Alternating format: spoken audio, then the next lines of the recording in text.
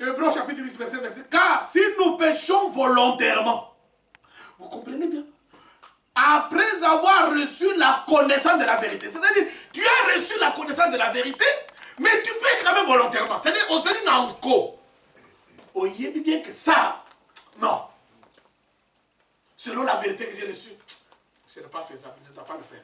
Mais on se dit nanko, écoutez-moi bien. Il ne reste plus de sacrifice pour les péchés. Parce que le sacrifice, unique. Il n'y a pas de sacrifice. Il y a un seul. Donc, si nous péchons volontairement alors que nous avons connu la connaissance, nous avons connu la vérité, il ne reste plus de sacrifice pour les péchés. Qu'est-ce qui reste maintenant? Mais une attente terrible du jugement et l'ardeur d'un feu qui dévorera qui? Les rebelles. C'est lui qui a violé la loi de Moïse, meurt sans miséricorde sur la déposition de 2 ou de 3 témoins. Maintenant, verset 29. De quel pire châtiment pensez-vous que sera jugé digne celui qui aura foulé au pied le Fils de Dieu, qui aura tenu pour profane le sang de l'alliance par lequel il a été sacrifié et qui aura outragé l'esprit de la grâce.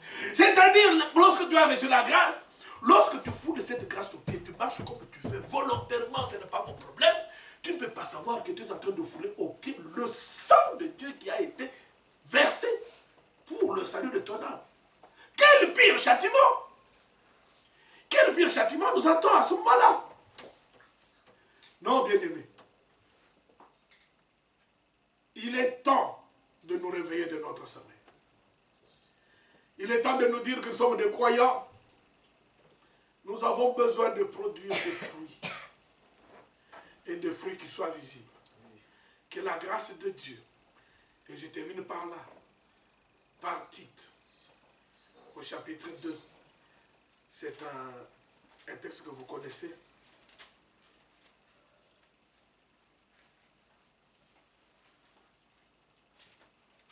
Tite au chapitre 2.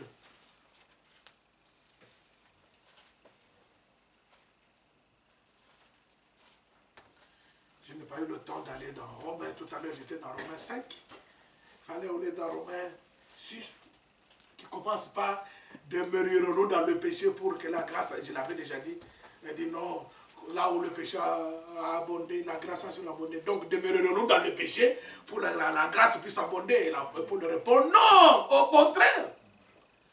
Au contraire, la réponse se trouve dans Tite, au chapitre 2, verset 11. Qu'est-ce qui est écrit?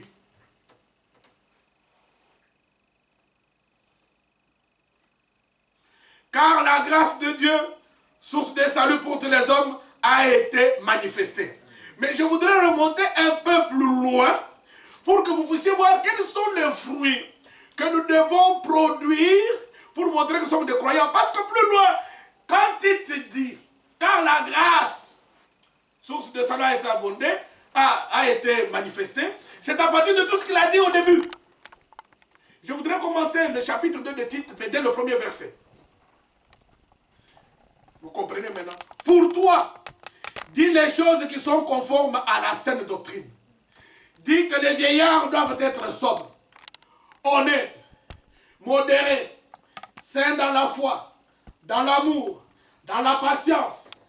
Dis que les femmes âgées doivent aussi avoir l'extérieur qui convient à la sainteté, n'être ni médisantes, ni adonnées aux excès du vin, qu'elles doivent donner des bonnes instructions, dans le but d'apprendre aux jeunes femmes à aimer leurs maris et leurs enfants, à être retenues, chastes, occupées au sein domestique, bonnes, soumises à leur mari, afin que la parole de Dieu ne soit pas calomniée.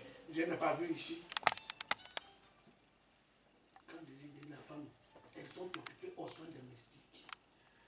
Maintenant, actuellement, dans l'époque moderne, on dit aussi à l'homme, fais aussi domestique pour aider ta femme. Verset 6. Exhorte de même les jeunes gens à être modérés, te montrant toi-même à tous égards un modèle de bonnes œuvres et donnant un enseignement pur, digne, une parole saine, irréprochable, afin que l'adversaire soit confus, n'ayant aucun mal à dire de nous. Exhorte les serviteurs à être soumis à leur maître, à leur plaire en toutes choses, à n'être point contredisant, à ne rien dérober, mais à montrer toujours une parfaite fidélité, afin de faire honneur en tout, afin de faire honorer en tout la doctrine de Dieu, notre Sauveur. Regardez, tout ça sont des fruits que nous devons montrer que nous sommes vraiment des croyants. Pourquoi? Car la grâce de Dieu, source de salut, pour tous les hommes a été manifestée. Elle nous enseigne quoi? Elle nous enseigne à renoncer à l'impiété et aux convoitises mondaines et à vivre dans le siècle présent selon la sagesse, la justice et la piété. Pourquoi? En attendant la bienheureuse espérance et la manifestation de la gloire de notre Dieu et Sauveur Jésus-Christ. C'est cela. Ils sont sortis de l'Égypte, ils ont traversé la mer Rouge, en attendant qu'ils traversent le Jourdain. Pendant ce temps, c'est comme ça qu'il faut vivre.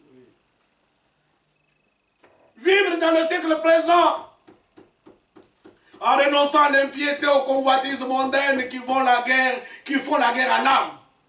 Tout cela, c'est pendant ce temps du désert, en attendant d'atteindre le Jourdain, pour le traverser dans la terre promise, dans la terre promise.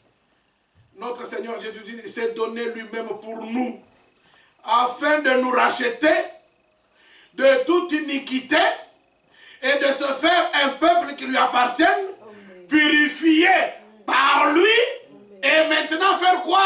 Et zéler pour les bonnes œuvres. Amen. Que le Seigneur vous bénisse. Lèvons-nous, bien-aimés.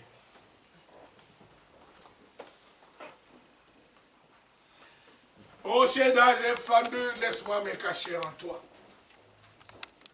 C'est la page 73. Et nous allons prier.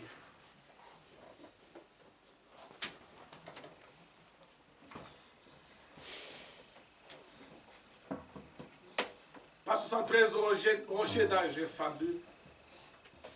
Que mon zèle ne puisse point s'éteindre.